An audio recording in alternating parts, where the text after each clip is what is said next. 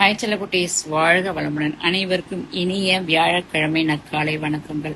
பொன் கிடைச்சாலும் புதன் கிடைக்காது அப்படின்னு சொல்ற ஒரு வார்த்தையானது என்னன்னா, வியாழன் கிடைச்சாலும் புதன்ல இருக்கிற அந்த புதனுடைய காரகத்துவம் கிடைக்காதுங்கிறது ஒரு ஐதீகம். ஆனா கிடைச்ச இந்த வியாழனை இன்னைக்கு நீங்க உங்களுக்கு சாதகமா பயன்படுத்திக்க போறீங்க. ஆமாங்க, இன்னைக்கு நீங்க ஏறெடுக்கிற எந்த ஒரு காரியமா இருந்தாலும் சரி, அது புது வேலைக்கான ஒரு அப்ளிகேஷன் இல்ல சேலரி ஹைக்கு அப்ரைசலுக்கு நீங்க இன்னைக்கு ஃபில் பண்ணி தரீங்க. அப்படி இல்லைன்னா நீங்க எடுக்கிற புது ப்ராஜெக்ட், உங்க தொழில் அக்ரிமெண்ட், உங்களுக்கு வர வேண்டிய லாப அமௌண்ட் எல்லாமே உங்களுக்கு தேடி வரக்கூடிய நாள்.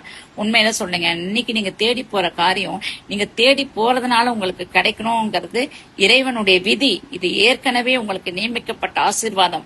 இந்த ஆசீர்வாதத்தை திறந்த மனதோடு கூட பிரபஞ்ச சக்தியின் அந்த அளவற்ற ஒரு ஆசீர்வாதத்தோட இன்னைக்கு நீங்க பெற்றுக்கொள்ள போறீங்க. நிச்சயமா சொல்றேங்க, 200% நான் சொல்றேன். நீங்க தேடி போற காரியம், உங்களுக்கு ஏற்கனவே குறிச்சு வச்ச காரியம், அது உங்களுக்கானது. அதை நீங்க பெற்றுக்கொள்ள போறீங்க. நீங்க நல்லா இருக்க போறீங்க செல்லக்குட்டீஸ்.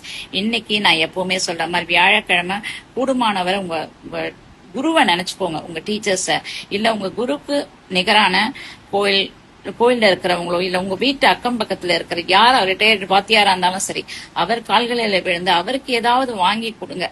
சரிங்களா? சிறு குழந்தைகளுக்கு பேனா பென்சில் வாங்கி கொடுங்க. ஆதரவற்ற முதியவர்களுக்கு ஏதாவது அன்னதானம் பண்ணுங்க. தெருநாய்களுக்கு இன்னைக்கு சாப்பாடு போடுங்க. உங்க வாழ்க்கை நிச்சயம் செழிக்கும். இன்னைக்கு நீங்க தேடி போற காரியம் உங்களுக்கு சக்சஸ்ஃபுல்லா நடக்கும். நான் இதை ஆணித்தரமா சொல்றேன். ஏன்னா நீங்க தேடி போறது பிரபஞ்ச சக்தி ஆல்ரெடி உங்களுக்கான நியமத்தை ஒண்ணு, மத்தவங்களுக்கு இல்ல, உங்களுக்கு. சரிங்களா?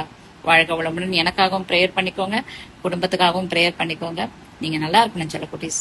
வாழ்க வளமுடன்.